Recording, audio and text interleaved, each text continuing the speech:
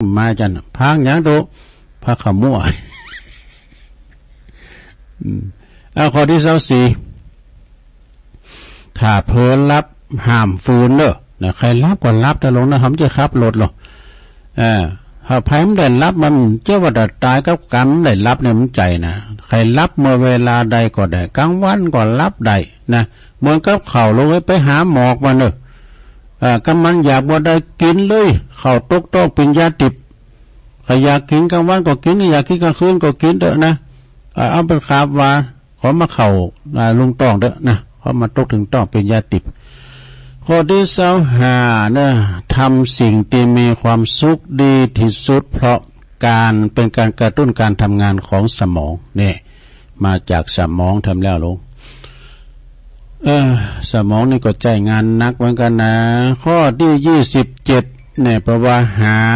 ครอบครัวหาหมอครอบครัวก่อนเวลาเนี่ยข้อที่28อย่าอดทนหรือว่าบังคับตัวเองมากเกินไปมีอันยังผิดปกติกับการปิ่นคนแก่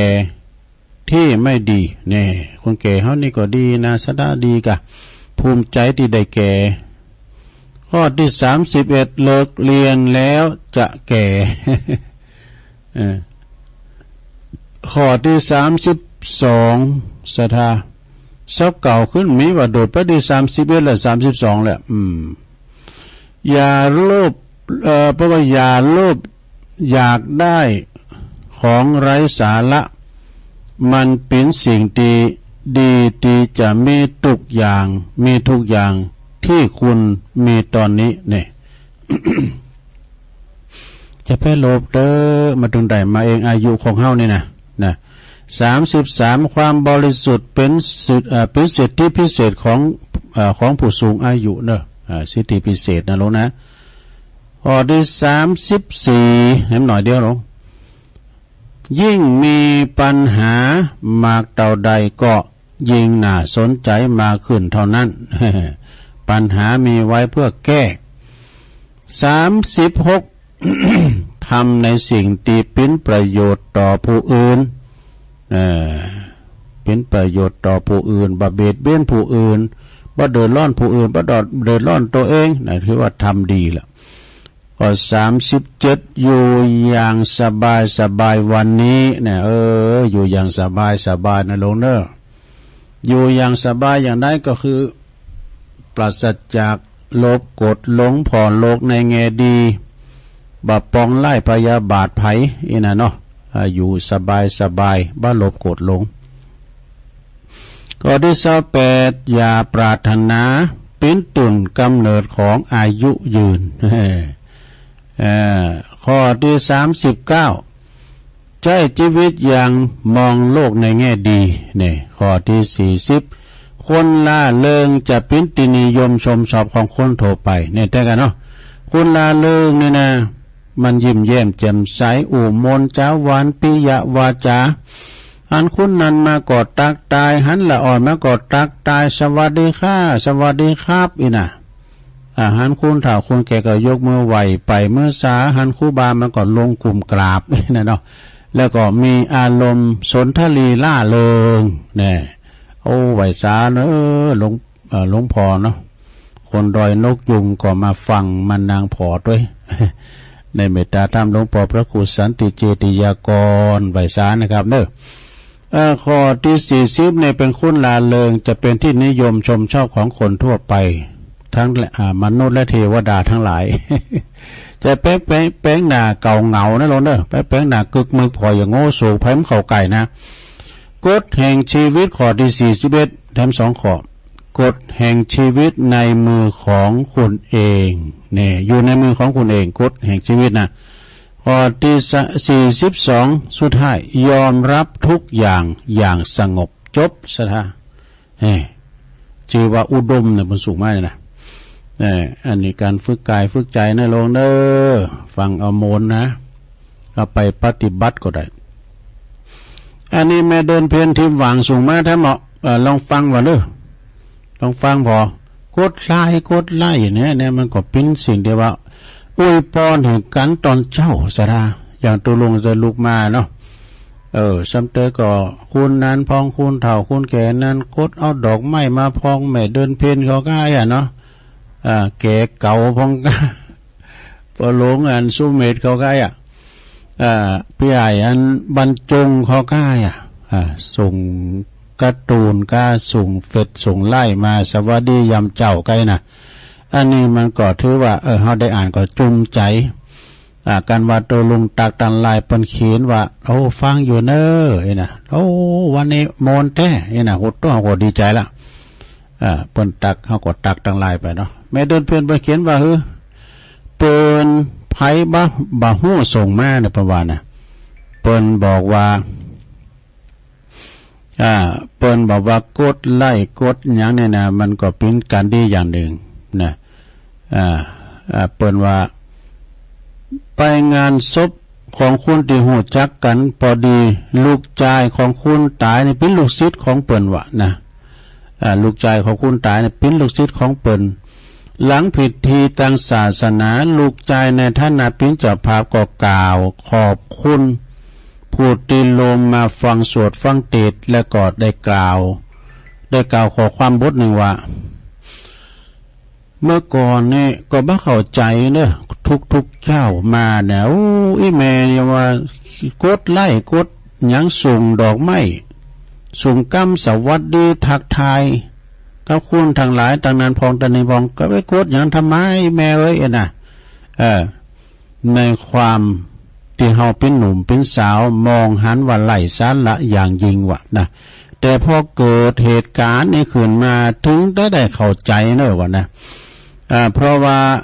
นี่แม่เขาไปโรงพยาบาลนะจาก5 วันเป็น7 วันจาก7 วันเป็น10 วันเนี่ยไปแล้วก็วันไล่เพราะว่าในไล่ของแม่มีแต่คำถาม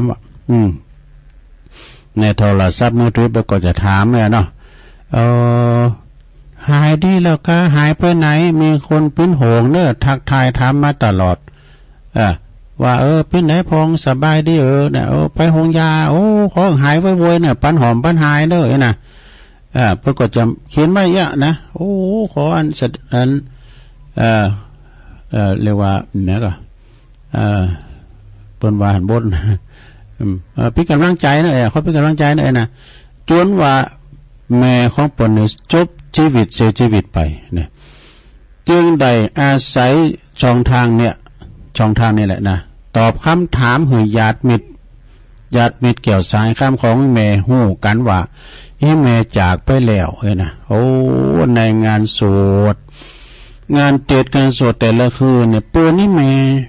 แล้วก็ผู้ที่มารวมกันน่ะมากหน้าหลายตามากันหนักกำแล้วว่าส่วนใหญ่ก็บ่ได้ฮู้จักเขาบ่ได้ฮู้จักลูกเพิ่นหรอกแต่ท่านมาฮู้จักเป็นเปิ้นแม่นะมาในนามแม่เพราะท่านฮู้จักแม่เพิ่นทั้งหลายเพิ่นฮู้จักแม่นะมาเยี่ยมศพมาไหว้ศพมาขอขมาก็เพราะว่าเกิดทายกันทุกเช้ากุเจ้าศรัทธาญาติโยมแต่ตอนนี้เขาก็เลยเข้าใจแล้วว่าทำไมคนทรงไว้ถึงต้องส่งดอกไม้มาทักทายกันทุกเช้านะสิ่งเล็กๆในสายตาของคุณหนุ่มสาวเนี่ยแต่ว่ามันมีความหมายแล้วก็มีคุณค่าในสายตาของผู้สูงวัยต่อไปนี้จะบอกกล่าวหาภัยแล้วว่าเป็นเรื่องไร้สาระว่าจบซะได้อันนี้ลูกบ่าวเพิ่นแสดงเนาะ ลูกบ่าวเพิ่นแสดงก็จบไปทำกรรมนะขอบคุณแม่เดือนเพ็ญทิมหวางเด้อสูงมา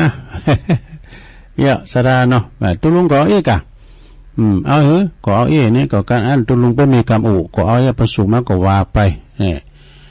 โลกมนุษย์จะน่าอยู่จะไม่เปิดว่าจากนี้ไปโลกมนุษย์จะไม่น่าอยู่แล้ว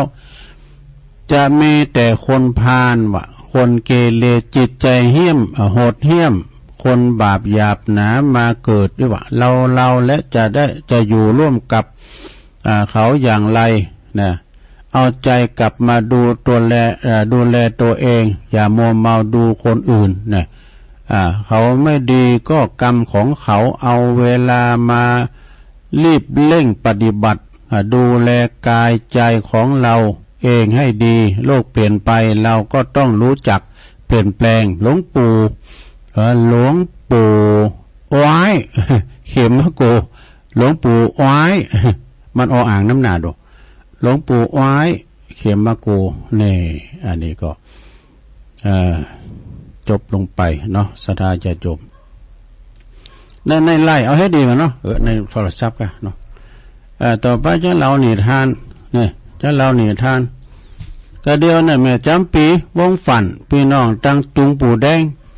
ก็เดี๋ยวจะเล่าจะเตะทำให้ฟังนะว่านั้นเปิดมาปะเดี๋ยวจะเตะทำคือแม่อุ้ยจำปีวงฝันเป็นจังโทรมาเนี่ยมาเป็นจะมาหาวัดการตุต่างในโมนี้แม่นี่ไหววิทยุจุดนี้ตุจบเลยก็ไปปิดอย่างไหวว่ามันจะนักหรอไหวว่านะเอาละตอนนี้ไปจะเล่าเรื่องนี้เคยเล่ามาแล้วนะสะดามจะธรรมดาเด้อตอนเตก็เป็นอย่างอื่นพองอันนี้พญานกกระจอกเนี่ยบางทีมันก็เป็นพญานกแขกเต้าบางทีมันก็เป็นพญานกกระจอกแต่จะนกกระจอกเทศนะก็มันก่อนแนวไปเดียวกันเนอะสัทธาเป็นแนวเดียวกันมีนกกระจอกฝูงหนึ่งประมาณ500 โตนะอาศัยอยู่ในป่าเงี้ยวบนยอดเขาแห่งหนึ่งเมื่อถึงเวลาออกมาหากินแล้วก็ฝูงนกเหล่านี้นะ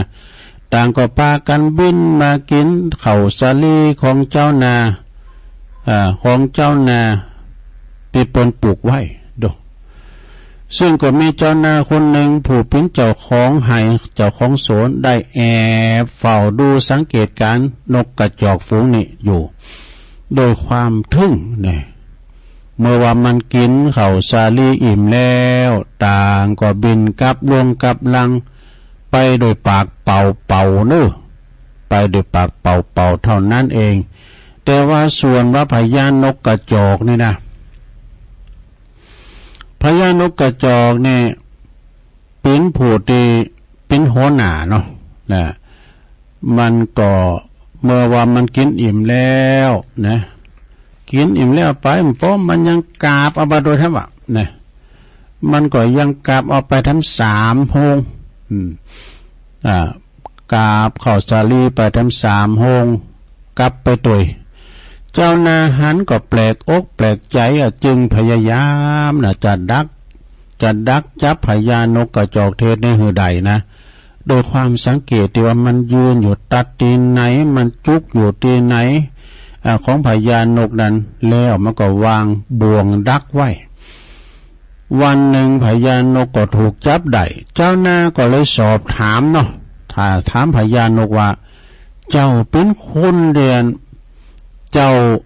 นกผวนเป็นหัวหน้านี่นะท่านคงจัดตักกะกว่านกตัวอื่นก็หายนะเป็นแน่แต่ในต้องของท่านก็คงจะใหญ่โตกับพอใหญ่โตกะต้องตันใหญ่นักกะอย่างไหนใหญ่แล้วนกตัวอื่นกะ เพราะว่าเมื่อกินแล้วอิ่มแล้วก็ยังกาบมาโฮงเข่าซาลีของข้าพเจ้าปิกไปแถม2-3 โฮงก็นี่เป็นพออย่างใดมียุ่งเข่ามีเล่าเข่าอยู่บุญกะที่ห้างบุญกะหรือว่าเจ้าเนี่ยจุงใจจะแก่งเฮาเหือมดโน่มดโตนะพญานกก็เลยตอบว่าเฮาบ่มีเจตนาที่จะแก่งเจ้าหรอกและถือว่าเจ้าเนี่ยเป็นผู้ที่มีพระคุณแก่ข้าพเจ้าบ่ได้มีข้าพเจ้าบ่มียุ่งเข้าช้างเข้าแต่อย่างใดที่กาไปนั้นเข้า3 โฮงนะข้าวสาลี3 โฮงนั้นโฮงหนึ่งนี่ข้าพเจ้าก็จะเอาไปใจมีเก่าว่า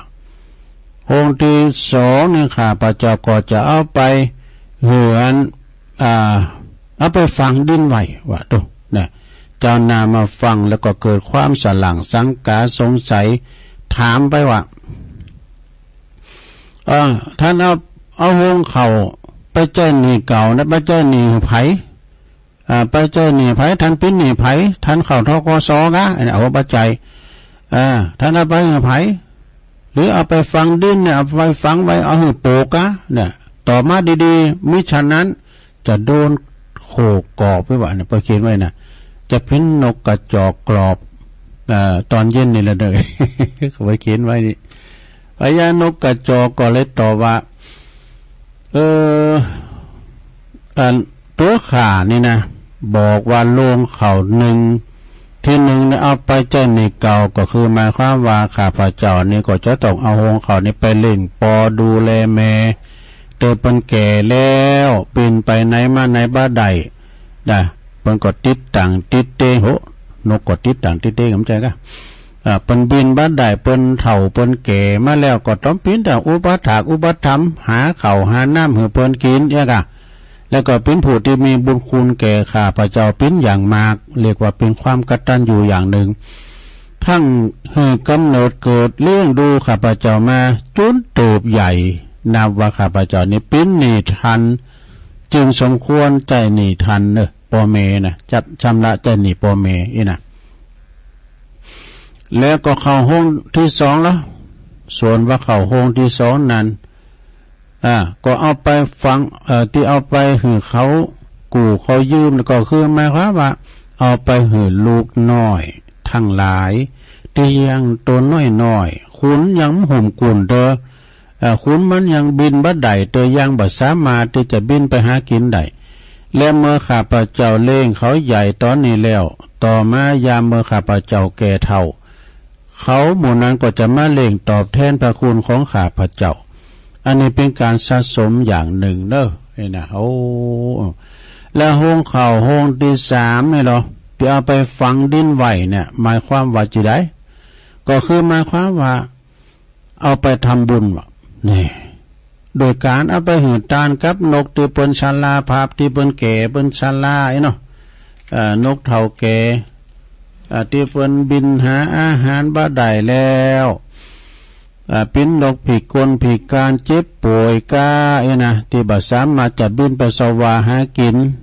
เต่ากับเอาไปฝังไว้เพราะบัณฑิตทั้งหลายเปิ้นกล่าวไว้ว่าเพราะว่าการทำบุญเป็นการฝังขุมทรัพย์ไว้ไม่ใช่กะไอ้นะเจ้าหน้าได้ฟังแล้วก็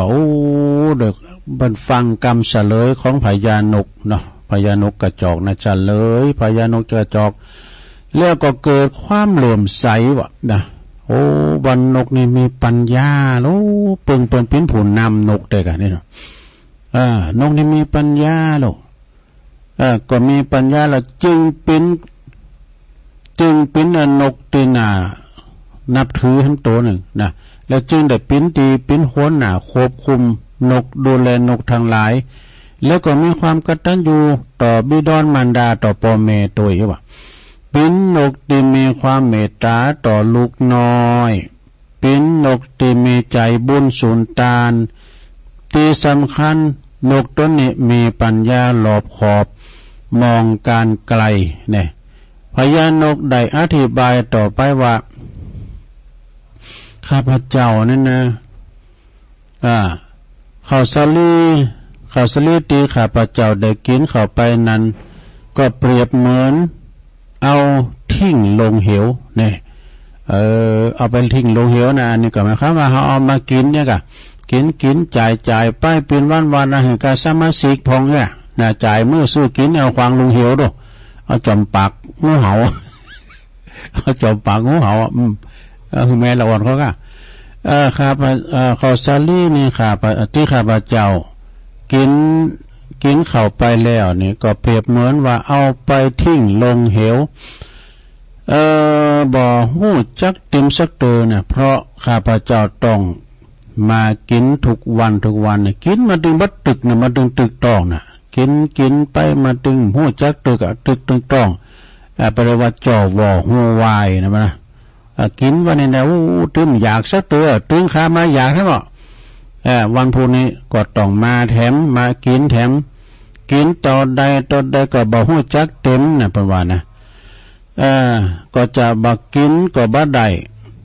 เพราะว่าถ้าต้องหิวก็เป็นตุกทั้งหมดเนี่ยนกเพิ่นอธิบายให้นะเจ้าสนว่านะเจ้าสนฟัง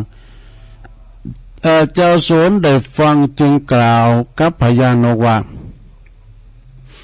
เอาละเนาะพญานกเอ้ย เจ้านกผู้มีปัญญานะที่แรกข้าพเจ้าเกิดว่า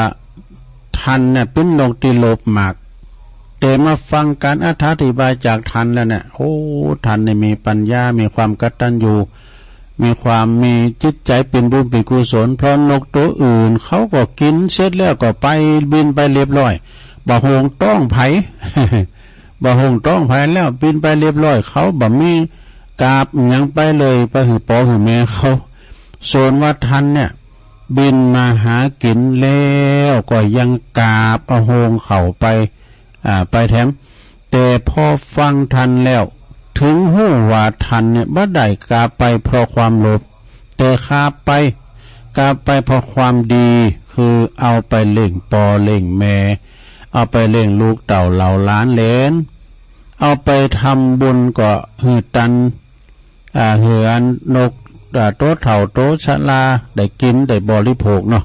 ท่านทำดีจริงๆอีดอกจากนั้นก็จะมีจิตเลื่อมใสในใจศรัทธาว่าโอ้คุณธรรมของพญานกเนี่ยมากหนักเนอะจึงแก่เคืองพันธนาการน่ะคือบ่งก้องนะที่มันมัดคอข้าวไว้นะมัดแก่เจือกออกที่ผูกกับเท้าพญานกปล่อยให้เป็นอิสระภาพแล้วก็มอบนาเข้าสาลีให้พญานกรับนาเข้าสาลีไว้เพียงส่วนหนึ่งนะซึ่งก็กะคะเนว่าแล้วว่าเพียงพอแก่บริวารเจ้านาเพียงพอต่อบริวารนะเจ้านาเข้าสาลีเพียงส่วนหนึ่งซึ่งก็พอกับบริวารแล้วก็คติจากขอปฏิบัติธรรมของพญานกจึงตั้งใจจะทำบุญเนาะจะทำบุญตั้งแต่นั้นจนตลอดชีวิตแน่มันจะสอนขึ้นว่าหันดีหันงามโดยก็จะปฏิบัติธรรมตามเตียนพญานกบอกเองกันความประพฤติของพญานกกระจอกนกผู้มีปัญญาตัวนี้จริงๆแล้วบัดใดกระจอกดังจือของมันเลยแล้วก็เป็นตัวอย่างดีว่าโอ้คุณเฮาทุกคนนั้นควรหู้ว่าครบบริหารควรบริหารจัดการทรัพย์สินอย่างใดผ่องจึงจะเกิดประโยชน์สูงสุดทั้งต่อคนทั้งต่อตนเองแล้วก็ครอบครัวแล้วก็ต่อสังคมนับเป็นการใช้ทรัพย์อย่างชาญฉลาดนะตียิ่งใจก็ยิ่งมีความสุขความเจริญสุขทั้งทางกายสุขทั้งทางใจสุขทั้งในปัจจุบันและอนาคตเนอะนะมีให้หน่อยอยู่ลงเดียวเมื่อวันเฮาเป็นคุณแล้วนะเมื่อหูจักเก็บไปเนาะเก็บอดออมหูจักหักษาหาทรัพย์แล้วมาได้มาแล้วก็บ่ควรที่จะต้องหาความสุขมาใส่ในการใช้ทรัพย์อย่างถูกต้องโดยนะเพราะการแสวงหาหรือว่าครอบครัวทรัพย์สินที่มีบ่อาจสร้างความสุขใจบ่อาจทำให้เกิดบุญกุศลใดเทียบเท่ากับการใช้ทรัพย์นั้นให้เกิดคุณค่าอย่างแท้จริงต่อชีวิตและผู้อื่นนะนิทานเรื่องนี้ประวัตินิทานเรื่องดีเรื่องนี้อาจทำให้เฮาปะกับการแก้ไขปัญหาทางด้านการเงินเนอะที่บางคนนี่ประวัติที่บางครั้งนี่เฮาอาจจะคิดบ่ถึงหรือว่ามัวแต่ยุ่งจนละเลยละเลยไปบ่มีปราชญ์หรือว่า กูรูแปลว่าผู้ฮู้นะกูรูทางการเงินเคยกล่าวไว้ว่าไผฉลาดไผประวัติถาไผมีปัญญาเรื่องการเงินระวังตัวไว้ให้ดีว่าเรื่องอื่นๆที่เลี้ยวไล่นั่นมันกำลังจะตามมาปิ้นละหลอกไปจบลงไปซะนะอันนี้เป็นนิทานร่ำรวย เรื่องพญานกกระจอกเด้อนะเล่งปอเล่งแม่เล่งลูกเต่าเหล่าล้านเลนเล่งแผ่วนกที่เป็นชาลาแก่เฒ่าถือว่าเป็นการที่ว่ากตัญญูนะกตัญญูกตเวทิตากุลถ้าว่าคุณเฮาเป็นอย่างนั้นนี่เป็นลักษณะของผู้นำเนอะผู้นำดีนะถ้าผู้นำดีแล้วก็ลูกน้องก็ตามก็จะดีกันไปหมดเสริมกำลังแข็งบ่จะว่าปากันไปตกเขียวตกหลุมอย่างต่างๆนี่นะมีความดีในตนในโตเฮาดีนอกดีในดีถึงไปในไปนอกเสียงอาจจะเข้ามาในโรงเนอเพราะว่าเปิดอบรมเนนติดลุมนิ่มได้นะพระวิทยากรแต่เจ้าก็หันครูบาจากวัดนั้นมนทาทิพย์ก็มาเนาะเป็นจะมาอบรมเนนแล้วก็หลายตุนเป็นจะพัดเว้นเปลี่ยนกันมาตัวลูกนั้นได้เข้าไกลมันจะจางอธิบายเราในทานเราอ่อนฟังนะกัน มันจะมีอีกหนึ่งวันนะอันนี้เป็นเดินหนึ่งกันนะสถานนะเป็นโบสถ์ในระยะยาวเพราะว่ามก4-5 วันเนี่ยมันจะว่าได้ผลหนักก็เลยว่าเอาเป็นเดินก็4-5 วันเนี่ยปรับพฤติกรรมเนี่ยประวัตินะเอาไว้ปรับพฤติกรรมตอนนั้นก็สอนกันไปก็ให้งอมเหมือนกันนะสถานละอ่อนเนาะแล้วก็ติ่นยับเหมือนกันนะเขาก็โมนเขามันปอหมูเขา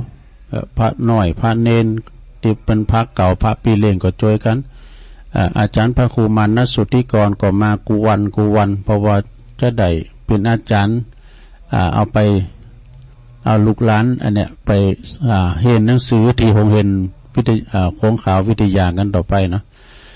ก็มีหลายตีวันนี้ก็ที่ปุ่นที่ศูนย์ปฏิบัติธรรมอำเภอดอยหล่อสายธรรมกายนั่นเนี่ยทำหลวงพ่อปัญญบุตรหลายก่อนเนี่ย110 ตุนครับดงวันนี้นาตีศูนย์ปฏิบัติธรรมอำเภอดอยหล่อ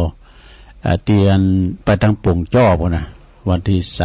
3วันที่5ก็ปัญญบุตรกันที่วัดหนองลั่วอเนกคณสงฆ์ตำบลยางครามในเมตตาธรรมอาจารย์พระครูสถาพรพัฒนรังสีนะเจ้าคณะตำบลพร้อมโดยคณะสงฆ์คณะศรัทธาและก็เทศบาลชมรมกำนันผู้ใหญ่บ้าน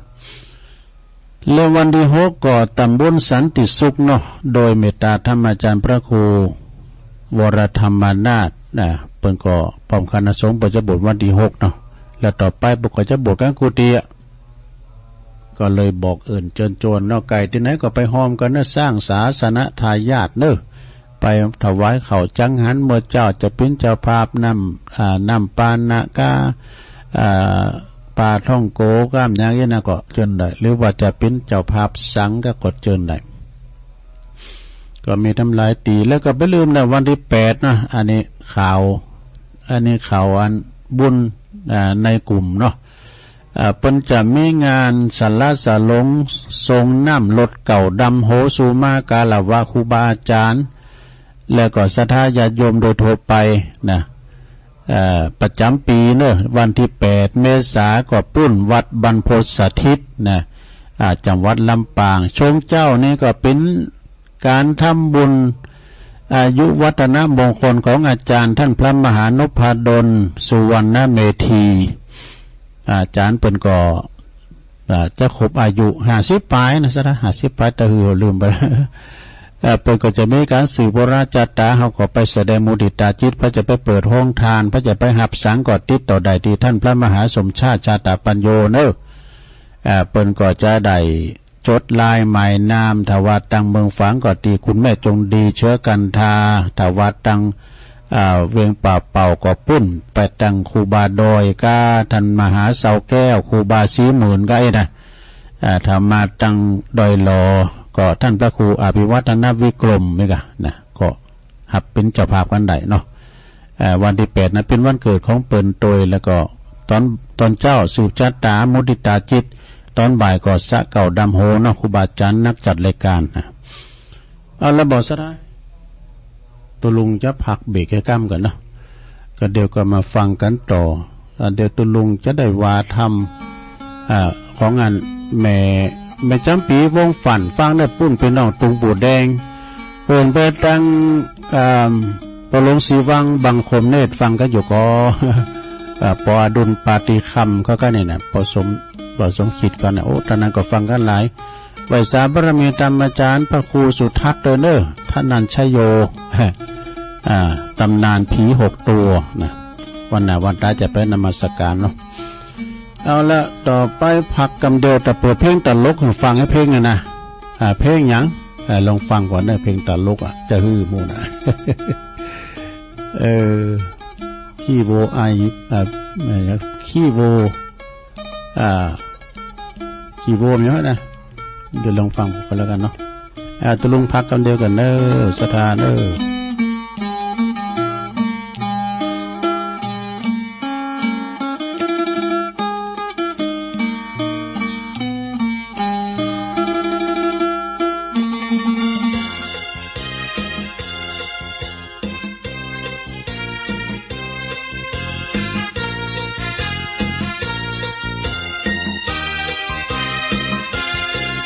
ลาบดิบมันตึงบ่าเหมือนลาบคัว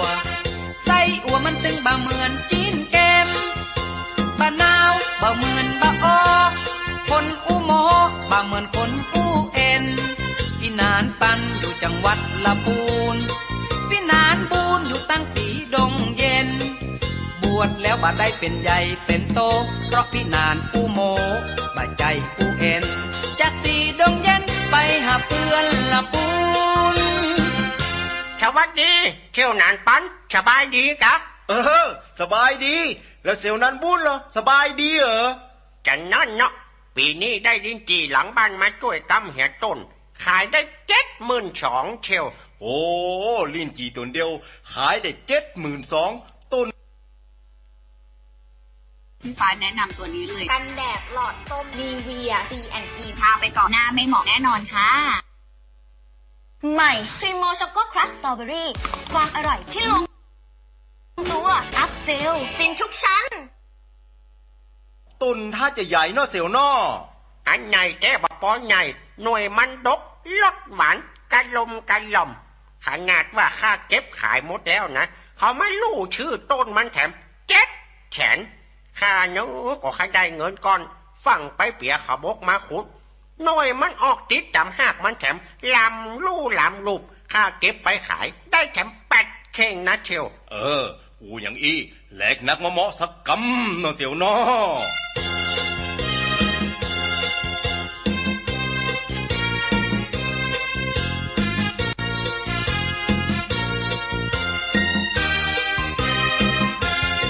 น้อยใจหวานเป็นว่านานใจเย็นต้องมีหลักเกณฑ์เพราะความหูเพียงพอเปิ้นว่าน้อยบัดได้เป็นอาจารย์เปิ้นว่านานบัดได้เป็นจ้างโซจะคิดทำสิ่งใดแล้วก็จะต้องได้พอถึงมันแน่ใจทำอย่างลงไปกลัวเป็นบาปเป็นกรรมอันแล้วเที่ยวเนาะเปิ้นอยู่ตั้งนี้ร่ำรวยหยังต้องหาข้าก็มีบะลำไยอยู่หลังบ้านต้นหนึ่งเก็บขายได้83,000วัดเท่าอย่างอันมันก็ดกเหลือลิ้นจีค่าก่อนการเที่ยวอันดกมันก็พอให้พอดี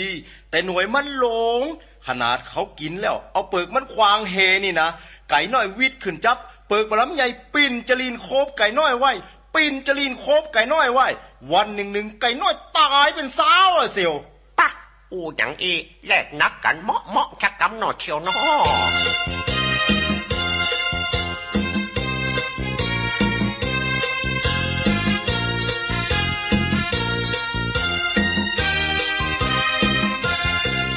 ภายในมันถึงบ่เหมือนภายนอกแล้วแต่จะชอบ ส่ใจมันตัวเฮาตั้งแต่สีออกมาเลี้ยงงัวทำนาไปเกี่ยวยาตึงวันงัวบราซิลผสมบรามันเกี่ยวยาอ่อนให้มันกินตึงวันเพราะมันเป็นงัวพันธุ์จึงปันใหญ่ปันโตอปุถโธทำโมไข่หื้อเสียวไปหันโอ้ไอ้เขียวข้าเลี้ยงงัวไว้หันตวงนะสูงใหญ่ก้าหูมันยาว170 ชีวะแต่ว่าควันเครื่องบินเข้าตามันเป็นน้ำตาน้อยวันค่ำข้าเอาโอ่งไปตวงได้น้ำตามัน91 องค์ขนาดข้าชื่อยามาหยอดตาคือมันได้เอาเกินกายขึ้น8 เจ้นเกินนะเชียวโง่ตัวหลงอันล่ำเหลือจะเอายาที่ไหนมาเล่งมันปอบัดจำเป็นต้องเลี้ยงเชียวมันชอบกินคนเดียวขนาดตัวมีบ้านเฮาเพ่นนะกันมันก้มกินแน่หัวมีเมืองพม่าปุ่นนะเชียวเป็นโง่เป็นควายข่าบ่หุมเล่งข่าหุมไปตั้งของเก่าบาเซลกองหลงวัดเฮามีนี่แก่นนะขนาดอยู่บ้านเฮาตีตุ้มเดียวนะเซลพระธาตุวิหารหลงที่อยู่ในเมืองพม่าพังเป็นแถบๆเลยอะเซลปัดเท่ากองแกงใหญ่อันล้ำเหลือแล้วเอาหนังที่ไหนมาหุ้มมันเชียวคนหนังโง่มเซลหน้ากาปะหนังแลกนักกันเมาะชักกำหนอเชียวน้อ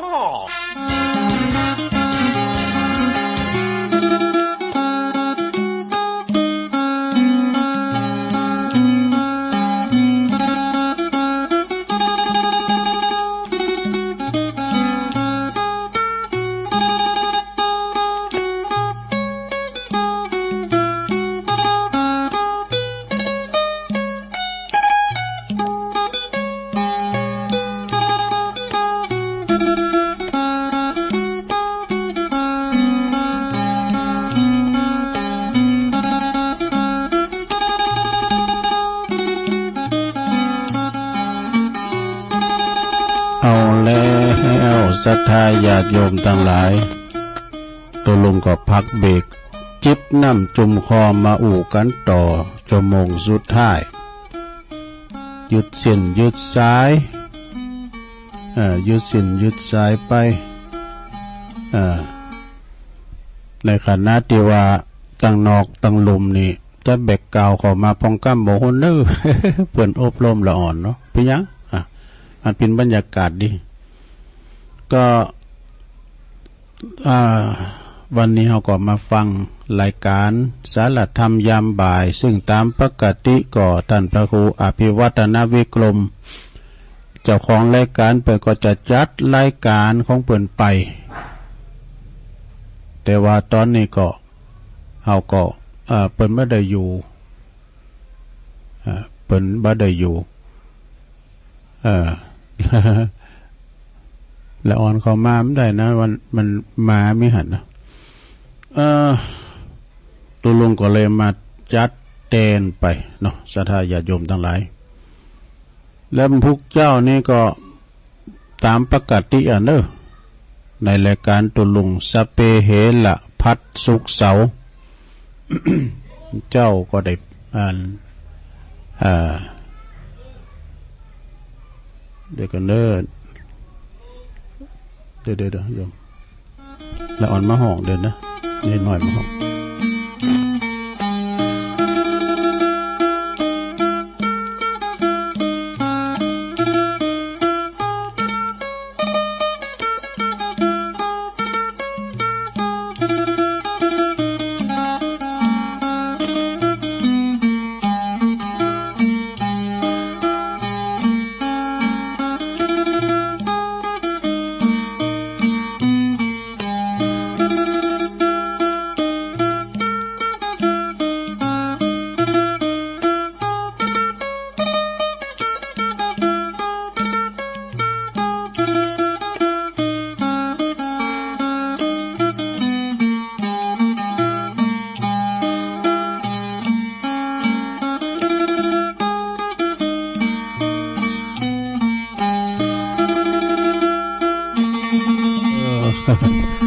ละอ่อนเข้ามาเนี่ยม้ามันงั่งใส่มันมาเอาปักศรัทธาญาติโยมเนาะเปิดเบิ่งเป็นการเสียเวลา ตลุงจะเอาคติทำมาเล่าสู่จู้กันฟัง40 ปีตีแล้วกับ40 ปีบัดเดี๋ยวนี้ มันพิจารณาแต่จะเตะตามแม่จำปีนะแม่จำปีแต่จะเตะทำบรรยายแม่จำปีก่อนยาวเหมือนกันนะเอาอ้อยย่ำเจ้าเอาฟังกันไปก่อนเนาะ40 บวก 40 ปีนะเปิ้นว่านะคุณมีคุณบ่เปลี่ยนแต่โลกมันเปลี่ยนไป40 ปีก่อนชนะญาติโยมทั้งหลายอย่างที่ได้ว่าไว้40 ปีก่อนคุณผู้คนอยากจะมีลูกกันนะ40 ปีก่อนนะใครมีลูกมีเต่าได้ก่อนในรุ่นปอรุ่นแม่เฮานี่มีลูกตั้ง7ตั้ง8ซะได้เนาะ ลูกหลานหนักเนาะลูกหลานหลายตั้ง7ตั้ง8เปิ้นก็เล่งได้นะแล้วก็สูงหำสูงเฮนบางทีก็จบการศึกษาจัดสูงแล้วก็40 ปีหลังนี่หรอคุณโครงการมีลูกครับนะวางแผนขอบครูเมื่อใครมีลูกมีเต่าปล่อยอันนั้นซะได้เนาะแล้วเด็กละอ่อนก็เลยห่างไปหายไปโรงเรียนก็ยุบรวมกันปิตีเอกนะวัดวาอารามก็เนนก็หน่อยแล้วตูเจ้าไว้แล้วเนี่ยนะแฮมหน่อยกันตุลุงเขาตายไปเอาสุมาด้วยอันมรณภาพไปเนาะ ก็มันมีตัวตายตัวแทนตัวไปเป็นหงตัวเองนะ40 ปีก่อนทำกรรมเหรอปอดใจนี่ไปแอวสาวดูไปแอวหาสาวแม่ยาแม่ยิงปวดต้มก่อนสมัยก่อนเปิ้นจ้อยเปิ้นซอกันดูเด็กมาเตียงฟ้า อย่างตัวลุงทองก่อนนี้เปิ้นไผ่คากันนี่เปิ้นขอสาวมาช่วยกันไผ่คาก็มีเบาไม่สาวมาจีบกันแน่กะ40 ปีก่อนนะ 40 ปีหลังปรากฏว่าไม่ยิงไปแอวหาสาวไปไม่ยิงไปแอวหาเบา มันปีนกันนะเนาะสดาเนาะตึงมีหันเนาะสดา40 ปีก่อนทำเนาะแต่งงานกันง่ายนะแต่อย่าล่างกันอยากเนอะเปิ้นอยู่กันกุ้มเฒ่าเต่าตายนี่นะมีลูกมีเต่าด้วยกันอยู่กันกุ้มเฒ่าเต่าตายปิ้นโพแก้วเมแสงกันนะถึงแม้นว่าจะตุกยาก่อเปิ้นก็อยู่ด้วยกันจนถึงตลอดหลอดฝั่ง40 ปีก่อนแต่งงานกันง่ายแต่ว่าอย่าล่างกันอยากซะท่าเนาะแล้วแถม40 ปีหลังมานี่หรอปรากฏว่า40 ปีหลังนี่แต่งงานอยากแต่อย่าล่างง่ายแท้หมอ อย่าล่างคือห่างกันน่ะห่างกันง่ายนะเพิ่นว่าก็ถ้าว่าปอดใจสมมุติว่าเมเปิ้นตายเปิ้นว่าปิ้นปอใหม่กันเนาะถ้าเมเปิ้นห่างปิ้นปอห่างไม่ห่างกันเนาะถ้า40 ปีก่อนเนาะ40 ปีก่อนนั้นก็บ่มีเปิ้นบ้านที่บ่ฮู้จักนะก็คือหมายความว่าในหมู่บ้านเฮาเนี่ยมันฮู้จักกันบ่รู้นะปิ้นไผลุงแก้วลุงคำลุงดำลุงแดงฮู้จักกันหมดนะ40 ปีก่อน40 ปีก่อนนะเปิ้นก็มีฮู้จักกันฮู้จักต่างกันเจ้าบ้านเจ้าจองกันมีเปิ้นบ้านเปิ้นจองที่ฮู้จักกันดีแต่40 ปีหลังนี่นะซะนะบ่ฮู้จักเปิ้นบ้านสักคนอยู่อ่านก็ว่ามันขึ้นสู่ลุงหากันน่ะกันเนาะเปิ้นก็เมากะเมาขายเมาหิเมาหาที่เปิ้นอยู่บ้านจัดสรรบางตีบางแห่งน้ำใจหลวงเฮาเนี่ยนะที่อื่นบ่คำมาก็แต่ได้เข้าบ้านเจ้ามาแจกมาก็กินข้าวแล้วเต้อก็กินข้าวบ่กินตั้งนานเพิ่นก็ปิดห้องปิดหอก็ไปเพิ่นจะได้ฮู้จักกันลูกต่างคนต่างไปสอบว่าหากินไผอยู่ข้างบ้านหั่นนะฮู้จักกันแล้วนี่แล้วก็ปีหลังปี40 ปีหลังนี่เปิ้นบ้านนี่บ่ฮู้จักสักคนแล้วก็ทำ40 ปีก่อนเนาะแถม40 ปีก่อนลูกจ้างต้องคอยดูสีหน้าเท่าแก่ปอเล็กเนอะ แต่ว่าทำ40 ปีหลังเนี่ยนะเท่าแก่ต้องพอคอยดูแลสีหน้าลูกจ้างมันเป็นอย่างนั้นเนาะซะได้เนาะลูกจ้างมันหายากอีจ้ะเนาะแล้วก็ทำ40 ปีก่อนกลางคืนสามารถเปิดหน้าต่างนอนรับได้สบายนะลงเนอะคุณทำก่อนนี่บนแปลงจานเนาะซะนะจานหอมนี่นะจานหอมนี่มันจะตากแดดตากฝนดำคืนมาเนี่ยคุณเฒ่าเพิ่นจะไปนอนมันเย็นดีเนาะลมโชยมานี่ไปนอนที่กลางจาน จานหอมบนวันนะเพิ่นก็จะมีการเสด็จกับคุณเฒ่าก็ไปอาบน้ำมาหน่อยค่ำคืนนะมันร้อนก็อาบน้ำมาเป็นตีสะตีสวยแหมกินแหมหวายนะทำหาอาหารการกินกันว่าอันนี้ปลอดภัยเมื่อก่อนนะกลางคืนสามารถเรียกว่าเปิดหน้าต่างนอนจานหอมกันได้อย่างสบาย40 ปีหลังนี่หรอกลางวันเสกๆแต่นี่ยังได้ล็อกประตูแน่นหนาซะท่าเนาะนี่หันปิ้นโตปิ้นตีนมาเนาะสมมุติเนาะอันแม่อุ้ยอันลูกหลานแม่นายมดขอไปเยี่ยการบ่น่ะโอ้อันดีแล้วแม่อุ้ยข้าได้อันข้าได้อันสบู่หอมก็ลองดมบ่แล้วหอมอ่ะ แม่หลงหูเลยเนาะดุมในบุรุษรับไปมอยๆไปมีหลงหันมาปิ้นโตปิ้นตีนนะเดี๋ยวนั้นบ้านการเมืองอยากระวังไว้เด้อแถม40 ปีก่อนหลงแถม40 ปีก่อนเพราะว่ามีเงินแต่งบ่มีเงินวะทำโตมสวะนี่นะเปิดมีเงินแต่งบ่มีเงิน40 ปีหลังนี่คุณบ่มีเงินแต่งว่ามีเงินวะ แสงใส่เกือบเริ่มมาไปเนาะปดโตเปิ้นห้องปอเล่ง40 ปีก่อนแถม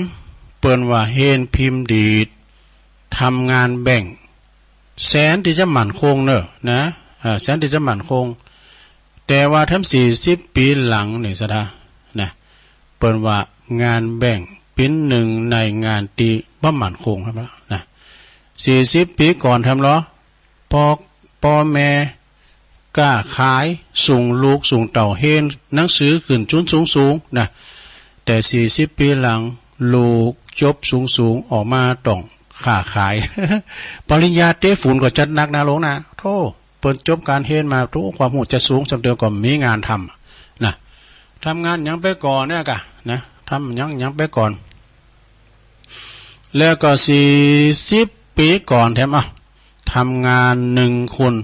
สามารถเลี้ยงคุณตึงเฮินได้ทั้งบ้านนี่ซะนะสมมติว่าลูกจอมปีจอมปอลูกน้อยเนาะลูกน้อยหอยขามไม่หลายโตแล้วก็พอมันไปเยการทำงานหับจากอ่างบายมาเลี้ยงคุณตึงขอบโคได้นี่ก่อนนี้เขาคล้องนี่เงินค้ำก่อนนี่เงินเข็มนะเงินแปลงนะเป็นวันน่ะสตางค์บอกร้อยเนี่ยไปกาดเนี่ยบดโตซื้อจีนได้เป็นกิโลบ่เนาะก่อนนะเนาะแล้วก็40 ปีหลังนี่หรอคุณทำงานทางบ้านเล่งเด็กคนเดียวยังอยากอยู่อ่ะ แค่หน่อยเดียวนะลงนะเอา40 ปีก่อนไปไหนมาไหนเนี่ยนะมีประวัติ40 ปีก่อนบ้านไหนถ้ามีคุณเฒ่าคุณแก่อยู่ย่างหอย่างเฮินนะเป็นว่าปิ้นขวัญหอขวัญเฮินปิ้นของล่ำคาวะนะสมมุติว่าอีแม่เขาพ่อหลวงแม่หลวงเขาอยู่บ้านอยู่จ้องเลยเนาะเปิดว่าโอ้ปิ้นขวัญบ้านขวัญจองขวัญหอขวัญเฮินเปิ้นก็จะซักเชิญเยินยอแต่ว่าทั้ง40 ปีหลังมาเนี่ยหรอสะดาเปิ้นว่าบ้านไหนที่มีคนแก่เนี่ยเหมือนกับมีพันละแถมเหมาะ ลงระวังไว้เนอะเปิ้นว่าค้อนมีเฮ็ดนะเกมไว้พงนะ40 ปีก่อนขายปื้นตีโซนหือเขาทำหมู่บ้านนี่แต่40 ปีหลังขายบ้านไปซื้อโซนอยู่ต่างจังหวัดทำแล้วนี่หน่อยเดียวลงเอาทำ40 ปีก่อนละคบก่อนโดยใจอาทรจอยเหลือซึ่งกันและกันแต่ว่า40 ปีหลังปัจจุบันเนี่ยคบกันโดยผลประโยชน์นี่ผลประโยชน์เป็นตัวตั้งเนี่ยคือธุรกิจรวมกันนะ40 ปีก่อนทำดูเป็นจะได้40 ปีก่อนนี่ก็เปิ้นว่ากตัญญูสัจจะจริงใจนะมีความกตัญญูมีสัจจะมีความจริงอกจริงใจซึ่งกันและกันแต่40 ปีหลังผลประโยชน์เล่ห์เหลี่ยมสวมหน้ากากเข้าหากันก็แตกกันเนาะกันใส่หน้าใส่แมกน้ำว่านะโธ่เปิ้นใส่แมสกันหมดแหลม40 ปีก่อนเปิ้นว่านับถือคนดีมีคุณธรรมแต่40 ปีหลังนับถือยกย่องคนรวย นับถือคนรวยทั้งที่รู้ว่ารวยร่ำรวยจากเงินสกปรกว่ะดูศรัทธาเอ้ยเนี่ย เปิ้นเรียกว่า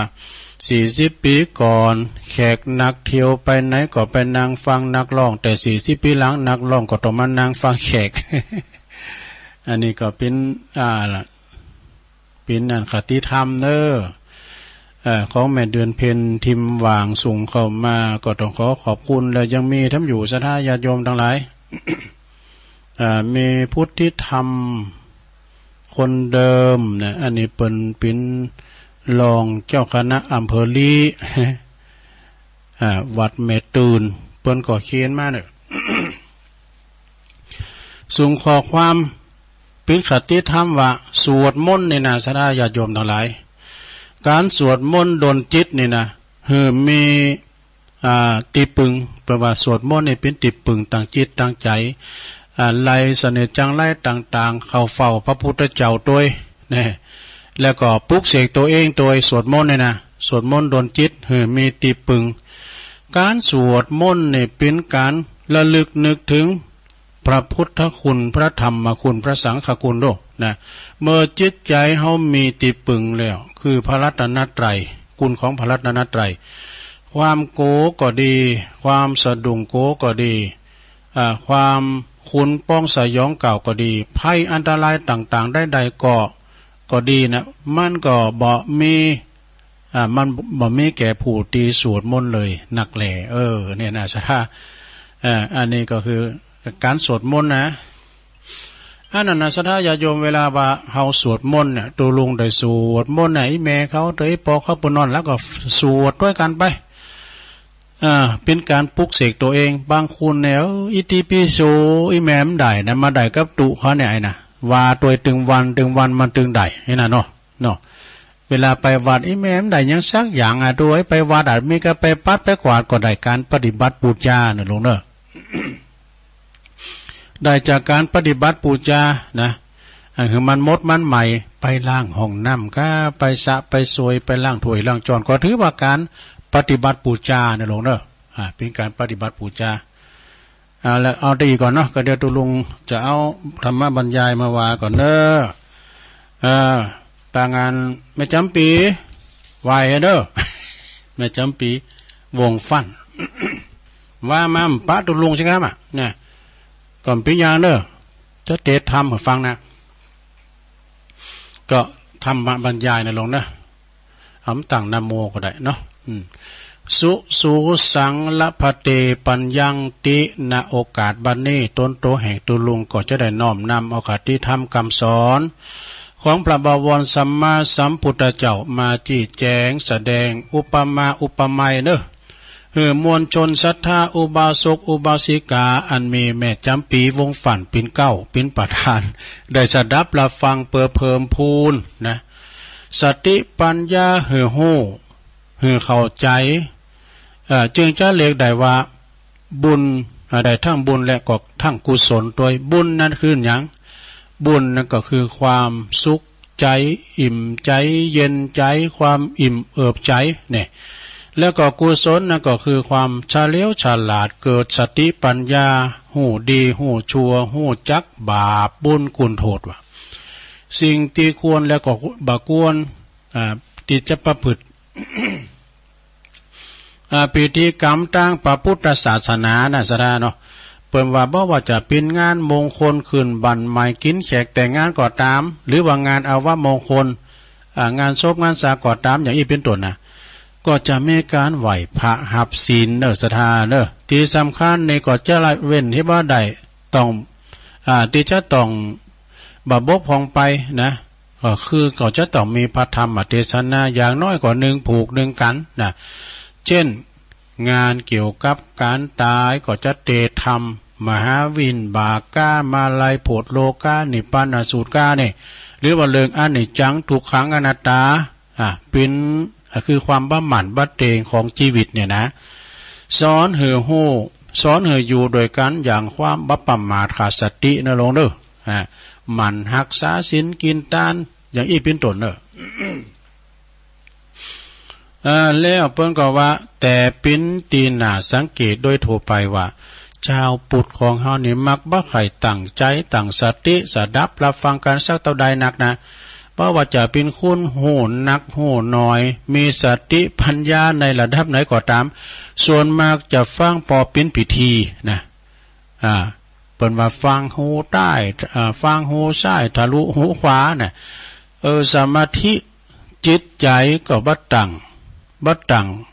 บ่มีเพราะว่าบัดตังบ่มีทั้งจิตตะเอาใจฟักใฝ่แล้วก็วิมังสาจดจ่อมีจิตใจจดจ่อแล้วก็ไตรตรองเลยภาษาธรรมะเพิ่นว่าโสตะสุญโย มีหูศูนย์เปล่าว่าเพิ่นว่านะไล่ประโยชน์บ่สอบฟังสิ่งที่ดีมีสาระเป็นสิริมังคละเป็นมงคลแต่สอบไปฟังสิ่งที่ไร้สาระอัปมงคลว่าฟังหยังเรียกว่าหูโสตทวารโสตทวารซึ่งเป็นอวัยวะส่วนหนึ่งที่สำคัญในหลวงเนอะ เพราะว่าเป็นอินทรีย์เป็นอันใหญ่ในร่างกายก็คือการฟังเนี่ยนะคนเฮานี่มี2ลำโพงดอกเพราะว่าลำโพงว่า ใบหูนี่นะมีลำโพงซ้ายลำโพงขวาธรรมชาติเปิ้นสร้างมามาเปิดได้รับฟังนะและได้รับฟังแต่ใบหูของคนเฮานี่มันต่างกันนะสถานเนาะบางคนก็หูหล่อบางคนก็หูต๊อป บางคนก็หูใบใหญ่นะหูใหญ่บางคนก็หูน้อยหูเล็กว่ะเพิ่นว่านะบางคนนะก็หูบางนะหูบางพองหูหนาพองหูยาวพองบางคนในหูเส้นนะแล้วก็แต่บุคลิกภาพของแต่ละคุณเนี่ยเฮาพอแล้วคุณที่พันที่เป็นคุณดำนะคุณดำต่างประเทศนะหูบ่น้อยพอแล้วหูบ่นะเหมือนกันหมดเป็นไปธรรมชาตินะเป็นไปตามธรรมชาติตามกรรมทำนายลักษณะของผู้เชี่ยวชาญนี่เป็นว่าเรื่องใบหูเนี่ยเป็นว่ากล่าวไว้ว่าบุคคลใดถ้ามีหูยาวนะหูยาวเนี่ยเป็นผู้ที่มีบุญว่ะเป็นคนที่มีผู้มีบุญนะคนหูยาวเนี่ยนะมีอายุหมันยืนยาวด้วยวะดูนะจะเท็จจริงอย่างได้เนี่ยขอท่านสังเกตเอาเองเด้อเนอะ เขาบอกครูบาอาจารย์ที่มหาเทราเปิ้นหูเปิ้นยาวแต่คนที่จะมีความจริงอยู่บ่น้อยนะเปิ้นว่าแต่คงจะมีความจริงอยู่บ่น้อยนะเพราะว่าการเปรียบเทียบแล้วไว้ว่าคุณหูยาวเป็นคนที่หูนักเนี่ยหูนักก็คือคุณหูเบาๆเป็นคนบ่หูเบาบ่หลงเจอภัยง่ายๆต้องพิจารณาโดยเหตุโดยผลก่อนมีความคิดนักแน่นหูมีไว้สำหรับฟังถ้าประสาทหูดีนะถ้าหูโหนกก็บ่สามารถจะรับฟังได้บ่ได้ยินหูนี่รับฟังเสียงได้ทุกอย่างทั้งดีทั้งชั่ว ทั้งมีประโยชน์และก็บ่มีประโยชน์ถ้าฟังดีๆมีคุณถ้าฟังดีสิ่งบดีก็มีโทษซะละเช่นสาธุชนมาฟังเทศน์วันเนี่ยนะซะละเนาะแม่ปีวงฟันนะเป็นมงคลเนอะตีวัดหรือว่าแห่งใดแห่งหนึ่งก็ตามเฮาไปฟังเทศน์ฟังธรรมเนี่ยนะการฟังในลักษณะแบบนี้ต้องพิเศษกว่าฟังเรื่องอื่นๆนะเช่นเนาะได้ยินเขาอู่กันสวนเสเฮฮาร้องลำทำเพลงนี่นะก็เป็นเพลงได้ยินได้ฟังเฉยๆบ่ต้องเก็บมาคิดหยังนะได้ยินเข้าหูได้ยินเข้าหูแล้วก็ผ่านไปการฟังเทศน์ฟังธรรมเนี่ยมันเป็นการเข้าอบรมฟังการบรรยายเนี่ยนะมีลักษณะพิเศษการฟังในที่นี้ต้องมีสมาธิสูงด้วยนะกรรมอู่กรรมแปลว่ากรรมอู่กรรมจ๋าแต่ละกรรมเนี่ยจะต้องซึมซับเข้าไปในสมองของเจ้าของความคิดนะคือตัวของเฮาเองนะเปิ้นว่าทำให้เจ้าของหูนะต้องคิดพินิจไตร่ตรองถึงอันถอยกรรมทุกประโยคบ่ว่าอันยังเป็นอันยังเพราะเป็นกรรมอู่กรรมสอนของบัณฑิตนักปราชญ์ คือผู้หูเนอะการฟังอย่างอื่นก็เหมือนกันบันเทิงตั้งจิตตั้งใจก็คือฟังจ้อยฟังซอฟังเพลงนี่เนาะเปิดความบันเทิงชั่วขณะก็ผ่านไปบ่จีรังยังยืนสักเท่าใดแต่การฟังธรรมะมีประโยชน์นะประโยชน์ว่ากว่ามีคุณค่าอย่างอื่นในชีวิตเนอะ การฟังเทศน์ฟังธรรมฟังการบรรยายฟังปาฐกถาของนักปราชญ์บัณฑิตก็ดีเพราะว่ามีประโยชน์ในชีวิตบ่มีตุกโตดโดยประการอันใดเลยเปิ่นวันนำเอาธรรมะคำสอนตีใดฟังมานะไปกันกรองนะด้วยสติปัญญาของเฮานำไปปรับปรุงแก้ไขความบกพร่องของตัวเองให้ดีขึ้นนะปรับตัวกับใจเพราะว่าปรับตัวกับใจตั้งอยู่ในศีลในคุณธรรมคุณงามความดีเนี่ยแต่ปุถุชนเนี่ยศรัทธาญาติโยมทั้งหลายแต่ปุถุชนคนเฮาในส่วนมาก็นิสัยเปิ้นสอบฟังเรื่องอัปมงคลนะก็คือเรื่องบดีบางงามเนี่ยอย่างเปิ้นเล่าขวัญกันหันเล่าขวัญกันนี่ก็ไปฟังนี่หูรอฟังเรื่องที่บดีของผู้อื่นก็ชอบเก็บมาวิพากษ์วิจารณ์มาเล่าหนาจ้าขวัญมานินทากันนี่นะเนาะสอบฟังคำติฉินนินทาว่าให้ป่ายสีของผู้อื่นเนี่ยแล้วก็สอบจดจำได้ดีเนาะเหมือนถังขยะ สอบเก็บเอาเรื่องเหม็นเรื่องบูดเรื่องเนานะเรื่องเนาเรื่องเหม็นไว้ฟังธรรมะคำสอนแค่15หรือว่า25นาทีก็มาบ่นว่าโอ้ยจะเอาบุญกุศลที่นะเจ็บหลังเจ็บแอวทำแล้วจะไปได้บุญได้กุศลที่ไหนเพราะว่าหรือว่ายึดกรรมที่ว่าฟังธรรมฟังกรรมธรรมกินพริกดำกับข้าวฟังกรรมขี้เหล้ากินลาบกินสาดถึงวันนี่วะ เปิดเขียนไม่นะหรือว่าฟังข่าวจ้อยบานเฮาข่าวจ้อยบานเฮาเพิ่นว่าเฮ้อคติเตือนใจว่าเปิ้นโจรไปวัดก็บ่นเจ็บก็บ่นก็เบนหลังตำ เปิ้นโจรไปวัดก็เบนหลังตำถ้าเปิ้นโจรไปฟังธรรมก็ซ้ำนี้น่ะนี่บ่ฟังคำสอนศีล8ศีล5สังฆครูบาเก่าจี้นำทำคำสอนบ่ลบหลีกลี่บ่จำถี่ถอยกรรมฟังกรรมพองก็เป็นน้อยพองก็เป็นนานวะเอาป่าดงดานมาเป็นติจัง พระพุทธเจ้าเพิ่นตรัสไว้ในพระไตรปิฎกว่าอติวากยังตีติคิดสังพระหุชโนเปิ้นแปลว่าเฮาจักอดกันกรรมตีเขากล่าวลงเกินเพราะคนในโลกนี้คนทุศีลไม่มากมายนะเขาจะนินทาว่าให้ตลอด7 วันดาเนาะนะหรือว่าปิ้นปีก็ยอมปิ้นไปบ่ได้จึงบอกกวนที่จะเก็บมาใส่ใจเนื้อกรรมเหล่านี้นะกรรมจิชินนินทานะเรื่องหูก็เป็นว่าเรื่องหูชอบฟังเสียงที่ไพเราะอ่อนหวานฟังแล้วสบายใจสุขใจนะฟังแล้วได้ความหูได้ความคิดเกิดสติปัญญาเนี่ยการฟังนำฟังธรรมนะสถานเนอะควรเก็บเอาไปใส่ส่วนที่ดีที่มีกาไว้นะควรทิ้งในสิ่งที่เหลวไหลไร้สาระการฟังทุกอย่างต้องไตรตรองนะสถานเนอะต้องไตรตรอง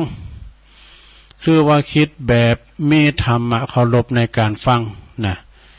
ในครั้งพุทธกาลในสมัยพระพุทธเจ้ายังตุนยังองค์อยู่นะครั้งพุทธกาลเพราะว่ามีแมงข้างคาวแมงอีบางนี่นะแมงอีบางที่มันนอนกลางคืนเนี่ยมันออกหากินพื้นกลางวันนี่มันก็อยู่ในถ้ำมันเอาตีนมันจับกิ่งไม้แล้วมันหัวหย่อนลูกนะแมงข้างคาวนี่นะแมงข้างคาวนี่มันอยู่อาศัยในถ้ำนะมีเป็นหลายร้อยตัวปรากฏว่าได้ฟังพระสงฆ์ปนสาวกปฏิบัติธรรมอยู่ในป่านะพระสงฆ์สวดมนต์แสดงธรรม โดยเสียงอันไพเราะจับใจอิ่มเอิบ ได้ฟังนำทำคำสอนได้ฟังประสวดโยโกห้องก็ดีนะมันประทับใจไพเราะจับใจอิ่มเอิบว่าปีติในเสียงธรรมนั้นแม้แต่เป็นสัตตลิสารนะยังตั้งใจฟังพอว่าแมงข้างข้าวหมูนั้นตายไปแล้วก็ไปบังเกิดบุญสวรรค์บัดซะนะเพราะผลแห่งการฟังตั้งใจนั่นเองนะเขาหลบในธรรมแม่จะฟังบ่ฮู้เริงก็ตามเด้ออันนี้แหละพอออกไม่ออกศรัทธาญาติโยมสาธุชนต่างหลายจุงนำไปพินิจพิจารณาด้วยสติปัญญาแล้วก็เกิดพละอานิสงส์ในการฟังหาอย่างมีอย่างไหนหนึ่งผู้ฟังยอมได้ฟังสิ่งที่บ่เคยฟังนะ ผู้ฟังยอมได้ฟังสิ่งที่คุณบ่เคยฟังกันเน้อสองสิ่งที่ใดที่มันได้ฟังแล้วบ่เข้าใจก็ยอมเข้าใจสิ่งนั้นชัดขึ้นมาสามบรรเทาความสงสัยเสียใดสี่ทำความหันหือถูกต้องห้าจิตใจของผู้ฟังยอมแจ่มใสเน้อศรัทธาเน้อเขาได้ฟังน้ำฟังธรรมมันโมนเปิ้นเตธรรมอย่างเปิ้นเตธรรมโมนอย่างตูปีโอเขาก็ดีเนี่ยท่านอาจารย์ท่านอาจเขาท่านพระครูวรธรรมบรรณาถเจ้านี่ก็ฟังท่านพระครูสังวรศิลาภิลักษ์เปิ้นเตโอ้ยอย่างน้ำไหลโมนสรุปฟังธรรมก็โมนเนี่ยฟังน้ำฟังธรรมไปมันเกิดสุขอกสุขใจเปิดว่าสุสังลัพพเตปัญญังฟังโดยดีก็ยอมเกิดปัญญาเนาะก็ฟังกันไปโดยสดานำประวัติธรรมบรรยายก็ตามธรรมสาธโวก็ตามเนาะเปิดเป็นการประดับจิตใจของเราบางคนเนี่ยเป็นวอนเสียงนะเสียงว่าโอ้ยลิ้วเสียงนะอีแม่ฟังบอกเรื่องแต่มันม่วนนี่นะก็โมนก็คือว่าอิ่มอกอิ่มใจแล้วเนาะลงเนาะอย่างเปิ้นห้องขวัญเฮกขวัญเนี่ยนะเขาฟังเปิ้นลิ้วเสียงนะโอ้ยเปิ้นหำเรื่องเข่ามามกุยหน่วยเคาะเข่ามามปอแม่อีน่ะโอ้กัดอกนะลงเนอะนะจากนั้นก็ฟังไปขอเหอสาศรัทธาสาธุชนทุกท่านนะอันมีแม่จำปีวงฝัน พร้อมโดยคณะศรัทธาญาติโยมทั้งหลายติดได้สดับรับฟังจงจงใจหูปิ้นประโยชน์ฟังธรรมมาให้เกิดแสงสว่างแห่งปัญญาสำรวมระวังไว้จะบัดใดเกิดมาหูหลึงหูโหนก ขอสาธุชนมีหูตาสว่างสวัยชวดช่วงชัชวานนะคิดสิ่งได้สมความปรารถนาอายุวัฒนะทุกท่านและก็อายุมันยืนยาวดังเทศนามาในเลิงข้างข้าวฟังธรรมก็หันว่าสมควรแก่กาลเวลาก็ขอสมมุติหยุดที่ลงปรุงไว้เพียงเต่าอีเนอะเอวังก็มีด้วยประกาศชนีสาธุสาธุสาธุเอาจบไปศรัทธาญาติโยมทั้งหลายทำข้างข่าวอีบางฟังธรรมเนาะแม่จำปีวงฝันเดี๋ยวเอาปอนนี่กันเนาะเอาปอนทำไม่กันเนอะแม่จำปีตึงหลงตึงหลายเอาปอนเดี๋ยวจะว่าลังต่างอื่นกันต่อไปสัพพิติโยวิวัจจันตุสัพพะโลโกวินาศตุมาเตภวัตวันตรายโยสุขีติขายุโกภวะอภิวาทานาสีลิสานิจังวุตตาปัจจายโนจัตตาโลธรรมาวัตันติอายุวันโนสุขังปะลังเอาแล้ว ฟังน้ำฟังธรรมกันไปนะเก่าพองใหม่พองศูนย์กันไปศรัทธาวันผูกตุลุงจะเล่าเลิงฉางแหมพระเจ้าสร้างโลกปิ้นจะได้วันผูกเจ้านะพระตื่นเจ้าถ้าฟังเนอะ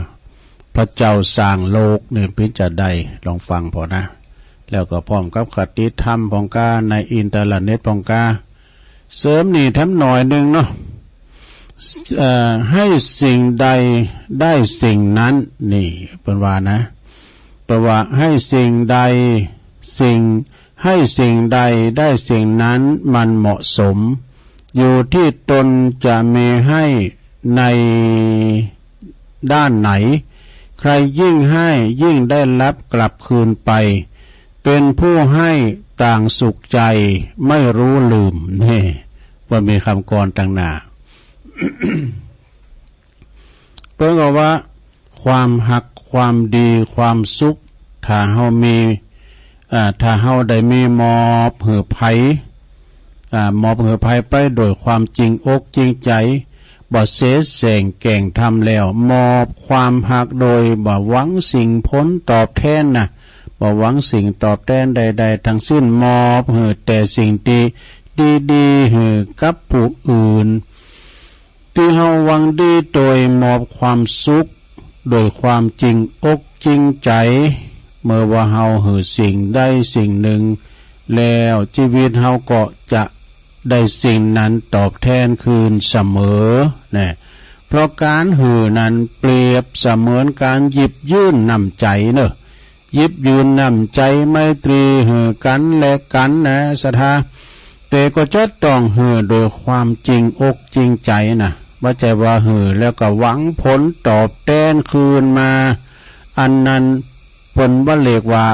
หือโดยความจริงใจแล้วเพราะเฮาจะต้องได้รับสิ่งนั้นตอบแทนคืนเสมอชั้นใดก็ชั้นนั้นนะถ้าเฮาหือโดยจิตใจที่บริสุทธิ์แล้วสิ่งที่เฮาได้มาได้หือไปนั้นมันก็บ่มีผลบ่มีมนทินแปดเปิ่นเด้อเพราะว่าจิตใจของเฮาเนี่ยหือโดยความบริสุทธิ์ด้วยแล้วจึงทำหือสิ่งที่เฮาได้มอบหือไปอันนั้นเป็นบริสุทธิ์ตามไปโดยนะคือขาวมากกว่าขาวไปนะแต่ว่าถ้าเฮามอบหือจิตหือใจที่บริสุทธิ์แล้วนะสิ่งที่ของนั้นก็บริสุทธิ์เช่นเดียวกันนี่ถ้าเฮาได้มาได้ทำสิ่งใดกับไผไว้บ่ว่าจะอาจจะเป็นสิ่งที่ดีหรือว่าสิ่งที่บ่ดีก็ตามถึงแม้ว่าผู้นั้นเฮาได้กระทำกับเขาไว้ได้อาจจะเสียชีวิตไปแล้วก็ตามเด้ออย่างใดกรรมตรงนั้นก็มันก็จะได้บสูญหายไปที่ไหนเด้อเฮาก็จะต้องตอบจะต้องตามชดใช้คืนอยู่ดีเพราะกรรมน่ะยอมสนองคืนโดยกรรมยุติธรรมดีแล้วผู้บัพประมาทต่อชีวิตจึงจะก่อแต่กรรมที่ดีๆคือสิ่งที่ดีๆต่อผู้อื่นนะยึดถือกรรมว่ายึดถือกรรมที่ว่าเป็นผู้ให้ความสุขใจกับผู้หลับเนี่ยเป็นผู้ให้ความสุขใจเป็นผู้ให้ย่อมสุขใจกับผู้หลับส่วนว่าผลลัพธ์นั้นก็จะต้องเนืองโดยผลของการที่เขาเคยเป็นผู้ใหญ่มาก่อนนี่นะเคยเป็นผู้ใหญ่มาก่อนเพราะถ้าเฮาบ่เคยเป็นผู้หือมาก่อนจะผู้ใหญ่แหละคือเฮาเป็นผู้หือมาก่อนนะเฮาเป็นผู้ที่หือเขามาก่อนเฮาก็บ่เคยถ้าเฮาบ่เคยหือเขามาก่อนเฮาก็บ่ได้สิ่งนั้นมานี่เพราะทุกๆสิ่งทุกๆอย่างมันเป็นเรื่องของเหตุแล้วก็ผลเพราะฉะนั้นก็บ่ว่าจะเป็นผู้ให้หรือว่าผู้รับก็ตามแต่เถอะนะล้วนยอมมีความเกี่ยวเนื่องกันเสมอ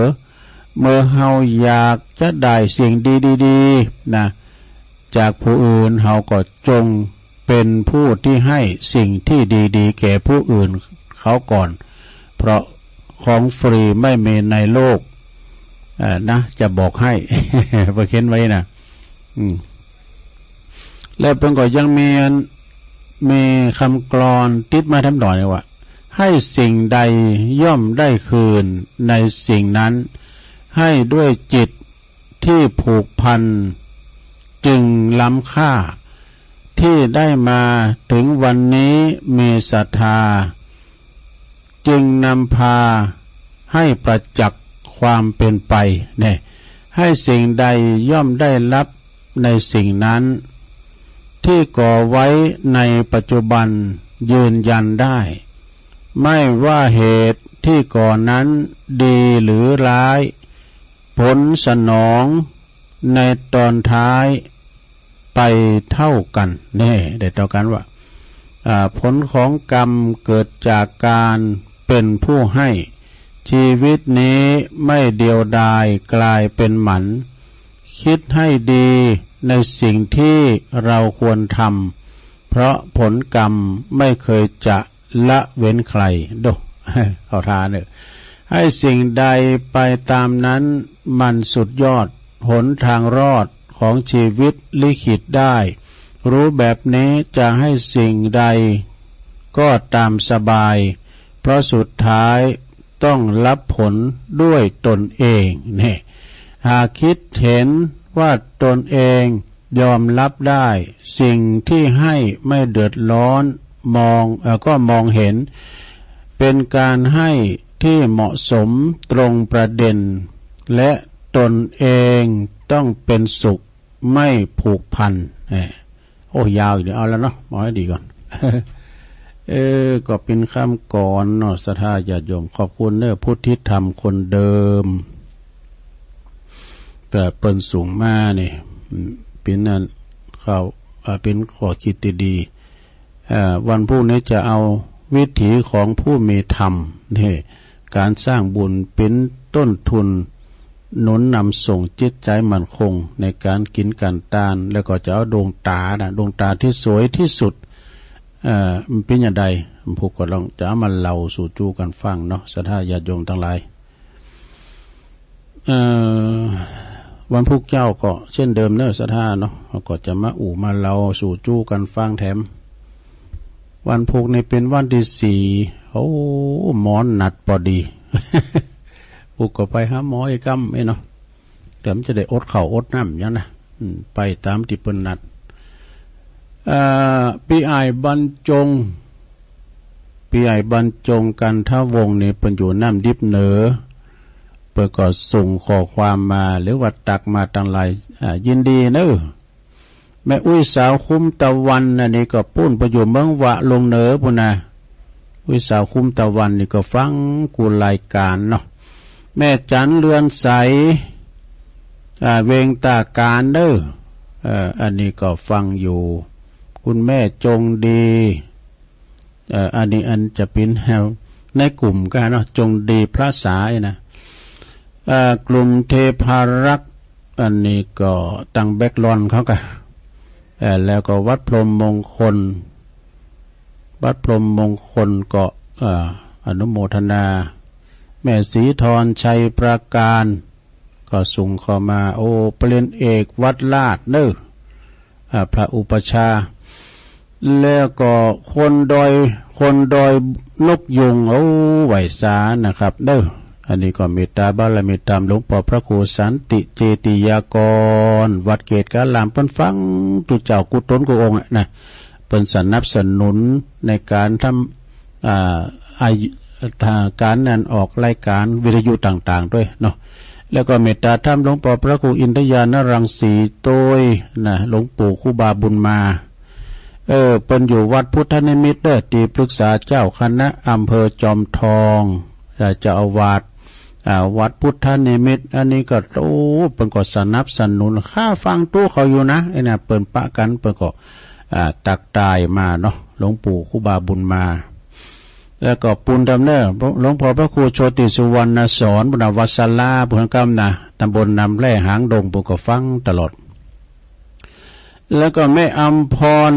เต้นดอกไม้เนอะอันนี้ก็เป็นหลานของครูบาเหมือนกันนะคุณแม่สิรินทิพย์บุญเลิศฟังไหนปูนฟังจากกทมไหวสาเนอะอันนี้แม่แชร์ไว้ดูเอาไว้ดูที่กำลังแล้วก็จินพานีอันนี้เป็นแม่ชีเนอะจินพานีก็ฟังอยู่นะชมรมสกาย58โอ้แม่ครูเพลินพิษทิพลึกจากบ้านแป้นฟังจากมือถือเนอะดอกฟังจากมือถือเจริญพรแม่ครูนะเนอะแม่ครูเกษณีโดยชัยเทพก็ฟังอยู่ทวีศักดิ์กันทวีก็ฟังอยู่เนอะแล้วก็อันนิยมยุพินหอมมาลาปีน้อยฟังจากแม่หยวกนะฟัง104ชัดเจนดีแล้วก็กลุ่มคลื่นสีขาว146ด้วยเนาะ แล้วก็วันพุกนี่เด้อก็จะไม่ได้ลืมเนอะสถาบ่จะมีงานเตด4 ภาคหอประชุมนานาชาติวันพรุ่งนี้เปิ้นก็จะมีการถ่ายทอดเสียงให้สถาได้ฟังต่างบ้านต่างจองโดยเนอะมีถึงสถานีวิทยุเก่า16โดยแล้วก็สถานี104เฮาโดยนะหันตึงภาพถึงเสียงก็ถ้าฟังนะสถาวันที่4นะ4 ภาคนะเนาะตัวลงก็ว่าได้ฟังไอ้ก้าไปหงยานี่ หมอนัดค่ะฟังแต่มือถือก็ได้นะลงเนอะนะจะฟังแต่มือถือก็ได้โอ้เปิ้นฟังเปิ้นว่าเฮาฟังเปิ้นฟังเฮาอันนี้เปิ้นมาติ๊กก็เดี๋ยวก่อนเนอะขอหับสายนี่กันเนอะเจริญปอนรายการครับโอ้หลวงพ่อกฤษเนาะไหว้สาให้อาจารย์หายใจสักนิดนึงนะแต่กลัวฝรั่งสตางค์กลัวคนใช้จันไรมันกลัวพระ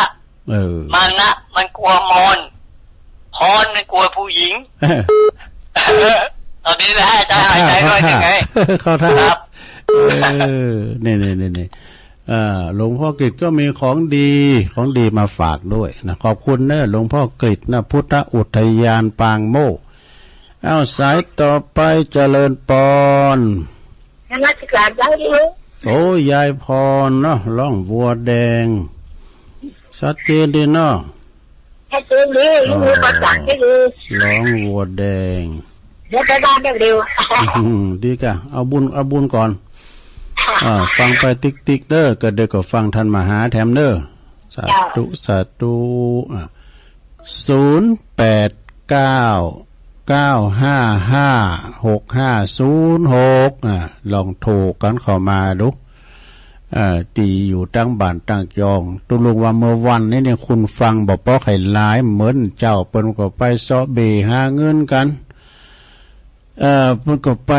ทำการทำงานกันต่างบ้านต่างจ้องต่างตีต่างแดนต่างอำเภอ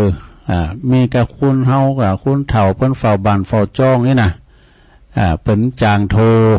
โทรก็มจางก็ฟังนะทุฟังเปิ้นโทรก็โมนดีแล้วก็ดีอยู่เหมือนกันบรรพบุรุษเจ้าเราเลิงงานพระเจ้าสร้างโลกเด้อแล้วก็จะสอดทำมาวาพองเอานิทานทำมาพองทุลุงก็ขอหันหน่อยเจาะนี่หน่อยนะเอามาเราสู่จู้กันฟังเวลาว่าศรัทธาแก่งงแก่เงาแก่ไข่ลับไปพองนำทำคำสอนของพระสัมมาสัมพุทธเจ้านี่มีหนักหนาป้าป่านเพราะว่ามีถึง 84,000 ปั้นพระธรรมขันธ์ถ้าลูกเจ้าตื่นเจ้าก็ฟังเพลงบักเก่าแห่งความหลังแน่เจ้าก็ฟังเพลงลูกกรุงไปเมื่อเจ้านะบุกก็ฟังเพลงลูกทุงกันไปกันเนาะโอ้มาทำสายสุดท้าย0899556506เจริญปอนภาษาเจ้าตุลุงอันนี้แม่สมพัดเจ้าฟังเจ้าแล้วเจ้าแม่สมพัดดูแม่ย่อยสันทรายเนาะเจ้าชัดเจนดีเนาะแต่พูดมันฮ้อนเหรอเหมือนกันหมดได้องศาร้อนเจ้าอันนี้เขาเขียนว่า38องศาอีกบ่40เลยนั่นก็ไม่มี40องศาอยู่รถประกอบยินดีนะแม่เด้อเจ้าเป็นกำลังใจนะเจ้าอยู่อันรถเจริญปอนรถอันพวกเปิ้นหาเปิ้นดูดน้ำปิงว่ามาพลเหือนวัดพระธาตุน้อยๆเนี่ยนะรถอปพลเลยรีบพายตลาดตะวายสายวัวตะเน่านมัสการเจ้าตุลุงโอ้แม่จันสมณีจักเนาะเจ้าฟ้าอยู่เนี่ยฟ้าต้นโค้งมันมีเวลาโตก็ได้หลังกาดเดี๋ยวนี้แก่เลยเจ้าชัดเจนเลยเนาะได้ทำอันบรรยายก็ม่วนได้โอ้ขอบคุณหลายๆเด้อม่วนแต่ม่วนว่านี่มาสอบมาหันเด้อเจ้าได้กะสอบมามาติดเนาะนะโมตัสสะสาธุมาละมึงฟังยังมาเด้อเนาะอันนี้แม่อายมาแล้วก็โทรกันมาได้อยู่นะ0899556506 ฟังว่านี่ก็อาจารย์เน้นหลักเป็นเราเรื่องประวัติของวัดสันเมืองโอ้มีตุเจ้าเป็นมาปั่มเป้งปรมีธรรมตุลงวัดนั้นมาเตียนวัดสันเมืองน่ะก็โมนเจริญปอนโอ้แม่คำมาโอ้แม่คำพี่น้องไตเนอมาแล้วแม่สุงค่าตะปุนฮอนแม่คำฮอนขนาดเลยตุลุงมันถึงเหมือนกันหมดอ่ะได้เป็นดินห่อนอยู่นะกันฝุ่นก็ว่าฝุ่นคนก็ตึ๊ตะปุนตกพองก้าตึ้งแบบนี้เขาเลยน่าก็อันตอนนี้มีฝ่ามีฝุ่นนี่ก็ฮ้อนมีห่อนอย่างเดียวนะเนี่ยมันอย่างเดียวเมื่อคืนเนี่ยได้เปิดพัดลมในปิ้นหมอกเห็นไหมแม่ครับอยู่ดีมีสุขเนอะเจ้าบุญรักษาเทวดาคุ้มครองเจ้าสาธุ